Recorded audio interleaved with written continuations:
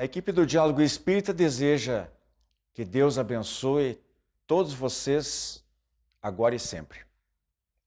Na semana passada nós comentamos aqui sobre o significado da expressão pobreza de espírito.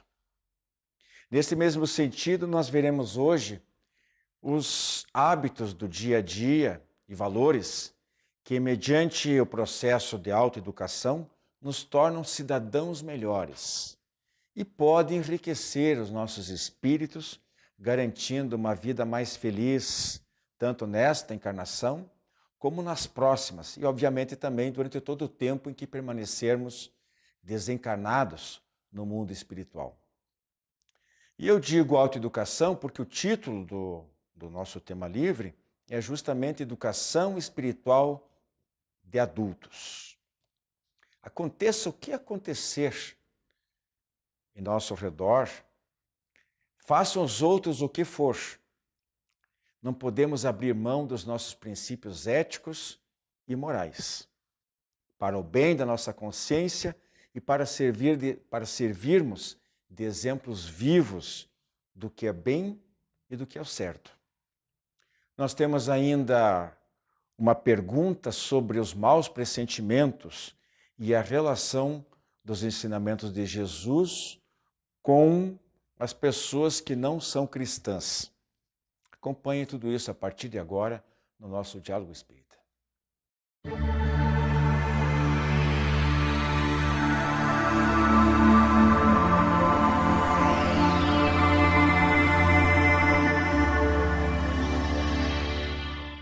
Como acabei de anunciar, nosso tema livre de hoje é Educação Espiritual de Adultos. Comigo aqui o Joilson e o Oscar.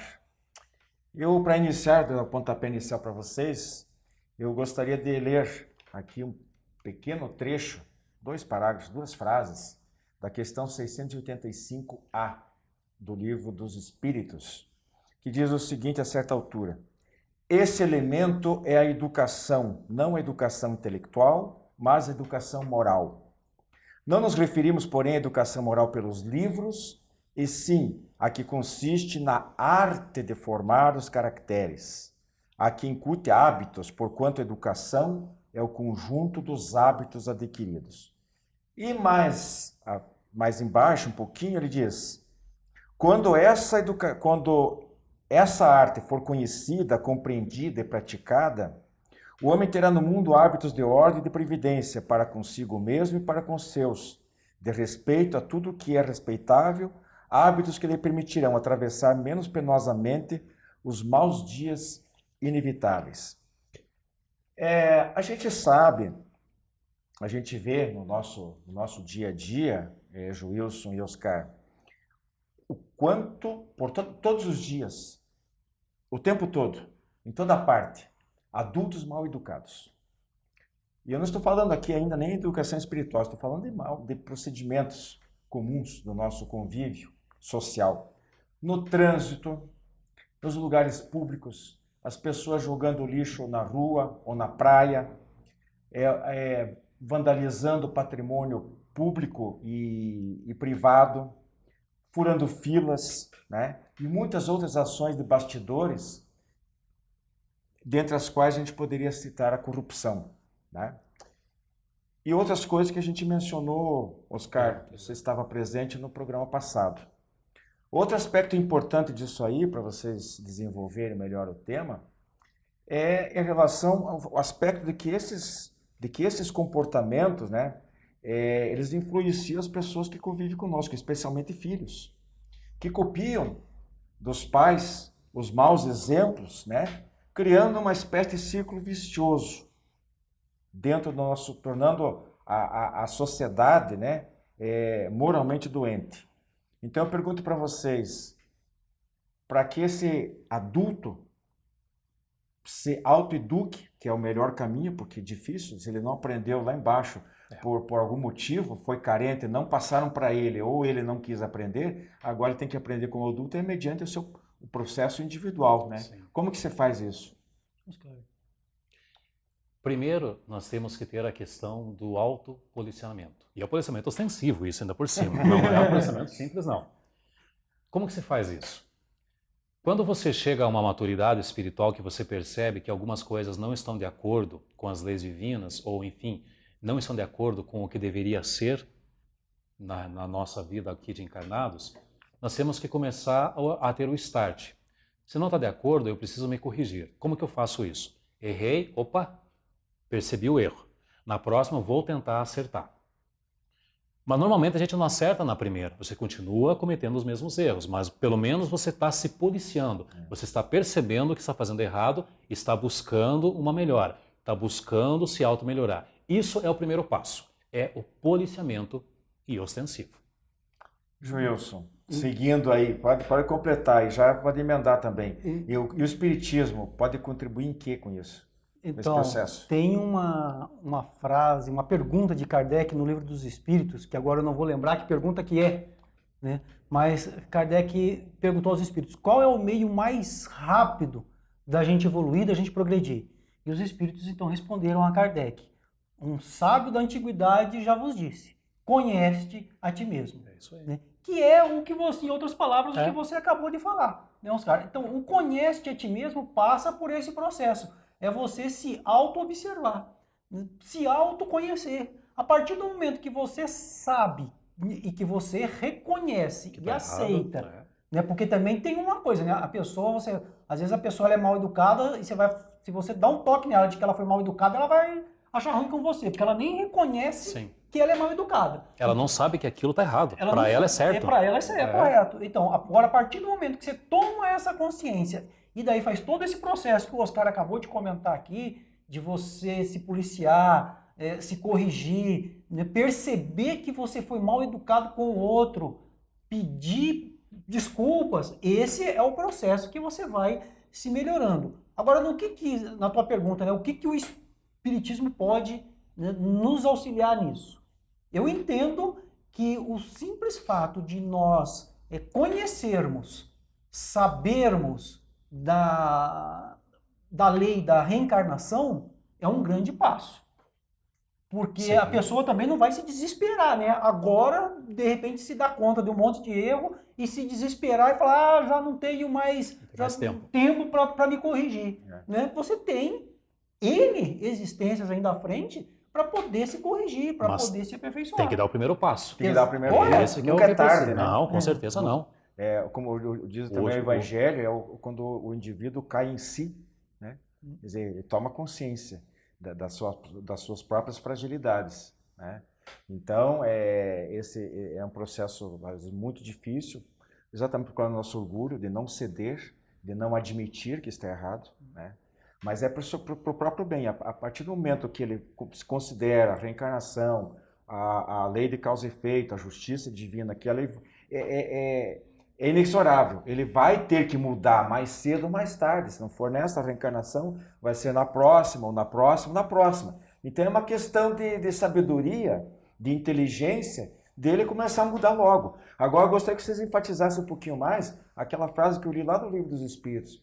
Eu acho tão bonito aquilo ali quando diz que a educação faz esse procedimento é uma verdadeira arte, né? Que vai trabalhar a mudança de hábitos, tornando um conjunto de hábitos adquiridos. Quer dizer, você se colocar na posição de digamos, de uma escultura, onde vai aos pouquinhos, vai com o cinzel lá, vai aparando as arestas, vai deixando bonitinho, tornando esteticamente bonita aquela peça, né? Ou uma composição, ou um livro bem feitinho, um texto qualquer, né? Isso é o que nos diz o Livro dos Espíritos. Então, imaginemos nós mesmos nos trabalhando para isso. Mas olha, Wilson, vamos pensar o seguinte, as casas espíritas, elas estão aí também para auxiliar nesse processo de remodelagem do ser humano. Porque se você não tem condições, você não sabe por onde começar, você não sabe como fazer isso aí, então eu encontro numa situação, eu estou num quarto escuro, eu não sei por onde eu começar. Procura uma casa espírita. Através de grupos de estudo, através das próprias palestras públicas que tem, sempre tem algo de bom que você pode trazer para si, sempre. Por mais que a palestra seja uma palestra que você não entendeu nada dela, mas eu garanto para você que seja uma frase, seja um comportamento, seja um comentário de alguém, você vai trazer de bem para a sua vida. E isso vai te fazer uma mudança. E os próprios grupos de estudos, né, Oscar? Sim, Se a sim. pessoa se engajar, procurar uma casa espírita e procurar lá os grupos de estudos da casa espírita, normalmente os estudos demoram ali 3, 4, 5 anos, depois que você toma gosto, aí você fica o resto da vida sim, estudando. com certeza. E isso, de tanto você ouvir, de tanto... porque na casa espírita bate muito a respeito dessa reforma íntima do ser humano. A gente vai se tocando, a gente vai se percebendo. Né? Ela não é uma mudança de um dia para o outro, leva um tempo. De forma alguma. Chega um momento que você acaba se sentindo envergonhado, quer dizer, a consciência acusa quando você não consegue acompanhar, porque você já aprendeu, como diz lá, entre aspas, trocentas vezes, né? E daí você começa, é como se estivesse traindo a si próprio, porque você sabe que aquilo é para o teu bem e tudo, e você continua agindo de uma maneira antagônica. Então, agora, existem muitos outros pequenos hábitos, eu gostaria de citar, vocês levantar essa questão aqui, de como a gente pode substituir maus hábitos, quer dizer, um lazer nocivo, hábitos, excessos de qualquer natureza, seja de alimentação, de bebida, de qualquer coisa, e você suprime aquilo ali, mas você tem que colocar alguma coisa no lugar. O que é que o Espiritismo oferece? Né? Em termos de, digamos, então, vocês já falaram lá, a frequência é o centro espírita, mas a gente não vive, não passa a semana inteira dentro da casa espírita. Sim, claro. E no seu dia a dia, como é que ele preenche? Boas leituras. Boas leituras. Bons livros. Deixando de assistir certos programas de televisão. Abstendo-se de certas coisas. Coisas. Mas tem que colocar alguma coisa no lugar. Mas o que você faz? Você substitui por programas. Né? Hoje tem a internet, hoje você tem a internet aqui, ó, na palma da mão. Né? Você pode acessar o YouTube e assistir palestras, tem palestras espíritas de vários conteúdos. E você coloca aqui o fonezinho no ouvido e você fica ouvindo uma palestra espírita ali, em vez de estar assistindo programas que não vão te acrescentar nada, que fica só, como costuma se dizer, emburrecendo o ser humano. Que é o que a televisão faz hoje em dia. Tem muita coisa boa. Sabendo procurar, tem. Mas é difícil, né? A TV fechada tem. Não, tem muitas opções.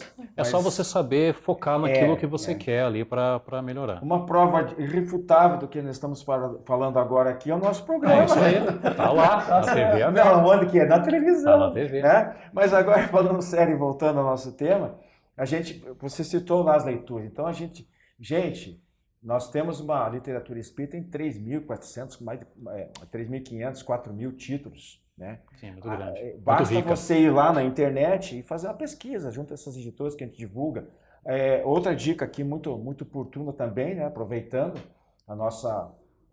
para vender o nosso peixe, nós temos o Clube do Livro Espírita em Curitiba, com livros bem selecionados que você recebe em casa. Entre em contato conosco. Né?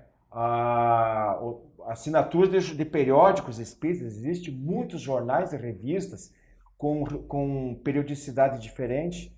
Alguns a maioria são mensários, né? São mensais. Mas há os bimestrais, como o nosso próprio jornal da Associação de Divulgadores do Espiritismo do Paraná, que é o jornal Comunicação Espírita. A assinatura é baratinha, anual. Quer dizer, é uma maneira de você entrar em contato com outro tipo de informação que às vezes aqui a gente não consegue desenvolver. Lá tem mais artigos mais especializados, nessas outras revistas da Federação Espírita Brasileira, da Federação Espírita do Paraná, tem o Mundo Espírita, tem o nosso jornal, tem a Revista Internacional de Espiritismo de Matão. São são 94 anos de publicação, uma excelente. Tem a Tribuna Espírita da Paraíba, de João Pessoa, tem eles. Então procure pesquisar, faça uma assinatura, colabore com o pessoal que faz a divulgação, que trabalha assiduamente nesse tipo de tarefa, né? E você só tem a ganhar. Essa é uma das maneiras também de ir trocando o trivial, o fútil por coisas úteis. Lembrando ainda, né, que o próprio André Luiz fala, numa de suas obras, que nós somos animais condicionados. Então nós temos que fazer o quê? Nos condicionando às coisas boas. Então quando você perceber um pensamento ruim, você substitui por um pensamento bom, uma ação negativa sua, você troca por uma ação positiva, um programa que você está assistindo, que você vê que não está te acrescentando nada, troque, como o Wilson falou, para uma leitura, né? O Oscar comentou aqui também, uma leitura para uma palestra que você pode assistir no YouTube, em qualquer outra né, canal de televisão aí que tem. Sem falar na oração e na meditação. Né? Claro, claro, com Também. certeza. Essa é uma arma que todos nós possuímos. E que a gente esquece, né? E é uma arma do bem. A arma Esse do que é bem. importante. Então eu trocaria o nome arma por ferramenta. Tá certíssimo. É verdade.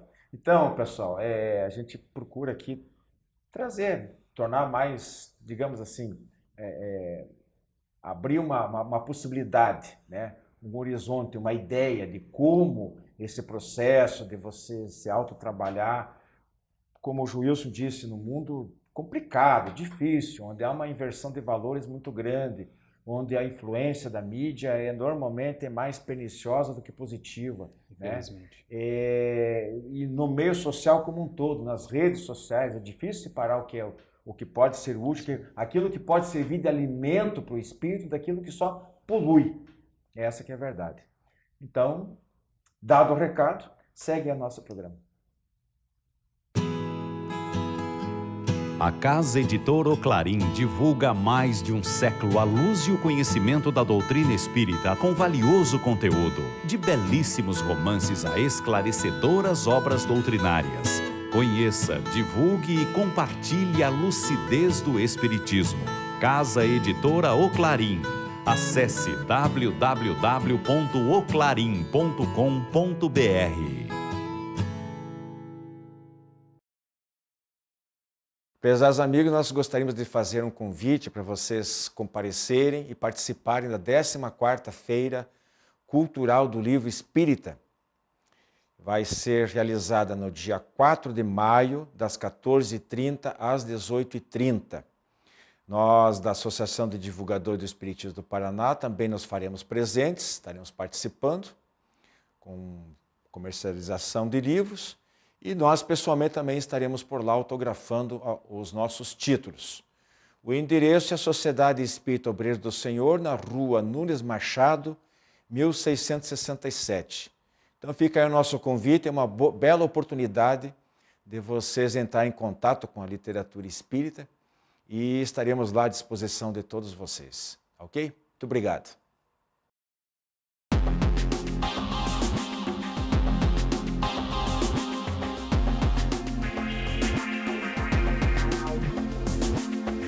No Espiritismo Responde de hoje estamos com a seguinte questão. Um mau pressentimento pode vir de um espírito bom? Essa é uma pergunta um tanto quanto capciosa. E muito interessante também, nós podemos dizer, como é que um mau pressentimento pode vir de um bom espírito? Normalmente nós costumamos dizer assim, no popular, as pessoas, eu tive um pressentimento negativo, eu acho que tem uma energia ruim do meu lado, eu acho que é um espírito ruim que passou por aqui. Será que realmente foi um espírito ruim, um espírito negativo que te causou essa má impressão?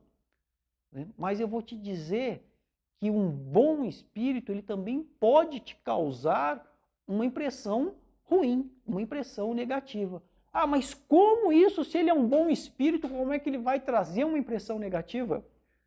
Bom, basta que o anjo da guarda, né, como costumam dizer, o teu espírito protetor, o teu guia espiritual, ele venha te alertar de algo ruim. Por exemplo, você está caminhando por uma rua e de repente você tem assim aquele pressentimento ruim. E então você acaba desviando o teu curso. Quem te alertou daquele? E depois você fica sabendo que algo aconteceu por aquela rua que você passaria se você não tivesse desviado. E poderia ter acontecido com você. Então, como é que você sentiu essa coisa ruim? Foi o teu guia espiritual, o espírito protetor te alertando para você desviar o caminho. Então, um espírito bom pode sim causar em você um mau pressentimento. A questão é como que nós vamos identificar isso? Como que nós vamos saber separar uma situação da outra? Aí cabe a cada um de nós refletirmos, pararmos, pensarmos, analisarmos onde eu estou, como estou, em que situação, qual é o momento. Só que isso tem que ser, muitas vezes, tem que ser algo assim, tudo em frações de segundo. Então pode sim um espírito bom te causar um mau pressentimento, né? E isso nem sempre quer dizer que vai ser algo que venha a te prejudicar depois, dentro desse exemplo que nós acabamos de citar. Então, essa é uma questão, eu diria até simples de responder, um tanto quanto capciosa, como eu comentei, mas é essa a questão. Então, nós vamos pedir para você agora que continue enviando as suas questões para o e-mail que aparece aqui embaixo. Consulte também, procure pesquisar mais a respeito do Espiritismo no nosso canal do YouTube. Os nossos programas, eles ficam gravados lá no canal do YouTube. Basta você entrar no YouTube e digitar ADE Paraná, ADE Paraná, e você vai encontrar lá os diversos programas que nós já gravamos. Se você ainda não assistiu ou se você vem acompanhando os nossos programas, você terá a oportunidade de revê-los ou procurar por um tema específico no nosso canal do YouTube. Acesse também a nossa página, que é a página da Associação dos Divulgadores do Espiritismo, que é ADEPR, é o www.adepr.org.br. Também você encontrará muitas informações a respeito da doutrina espírita. E também a nossa página no Facebook, a nossa fanpage, que é os Divulgadores do Espiritismo. E lá você encontrará também informações a respeito da doutrina espírita. Repito, continue mandando as suas perguntas que serão respondidas nos próximos programas. Tá? Muito obrigado pela questão que foi enviada e muita paz a todos.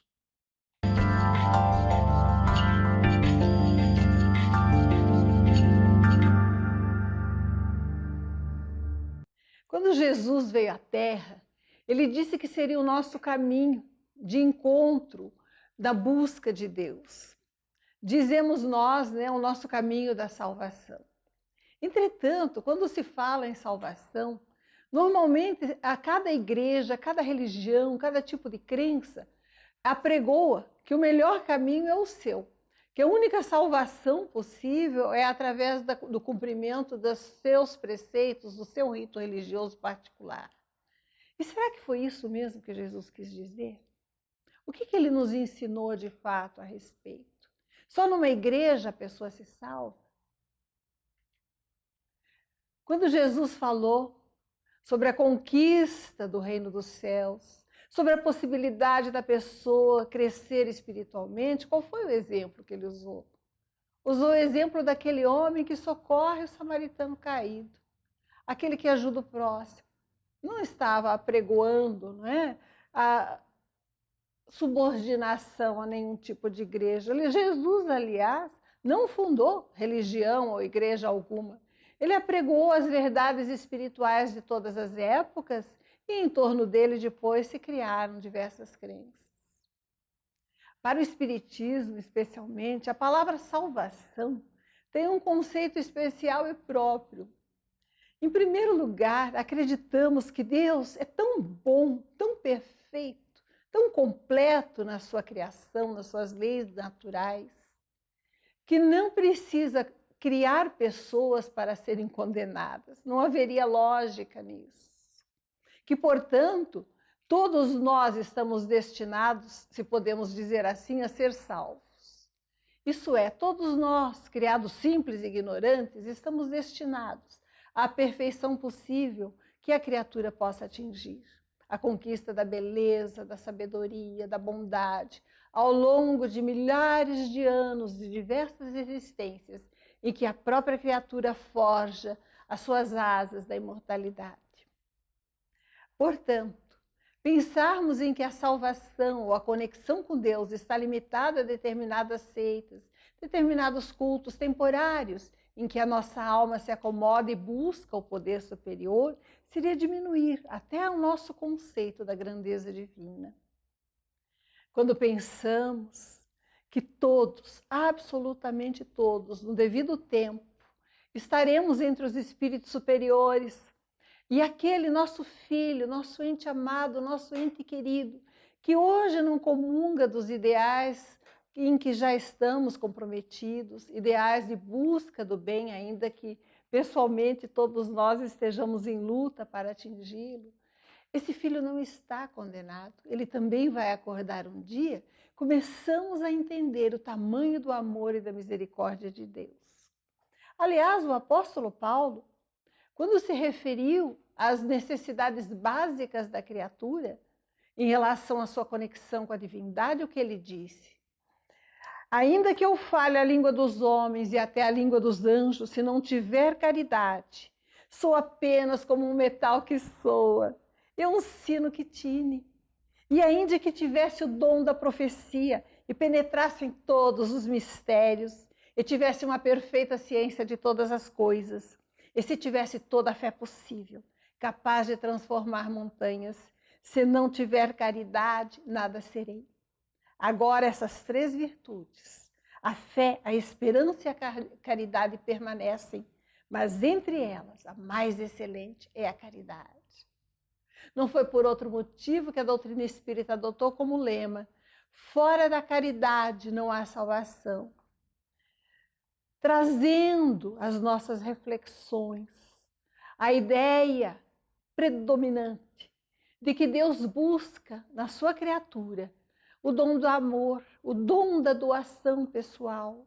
Não é fazer caridade, não é sair praticando gestos, é ser caridoso, é ser benevolente, tolerante, amoroso nas relações pessoais, ser firme e íntegro nas suas posições, não mentir, não tapear, não enganar, mas ser fiel às crenças que já aceitamos, à conexão com Deus, sabendo que salvação é a busca da nossa harmonia interior na conexão com Deus, no caminho da imortalidade.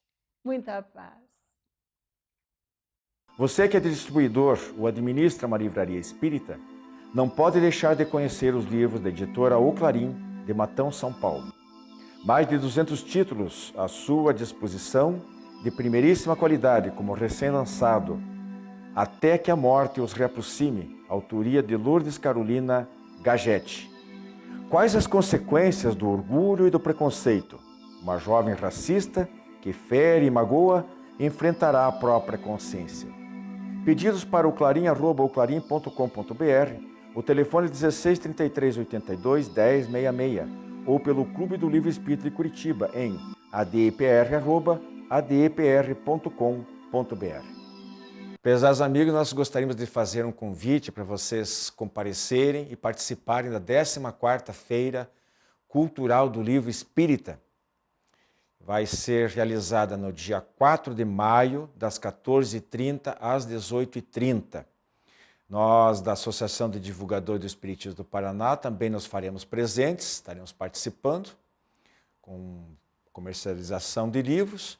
E nós, pessoalmente, também estaremos por lá autografando os nossos títulos. O endereço é a Sociedade Espírita Obreiros do Senhor, na Rua Nunes Machado, 1667.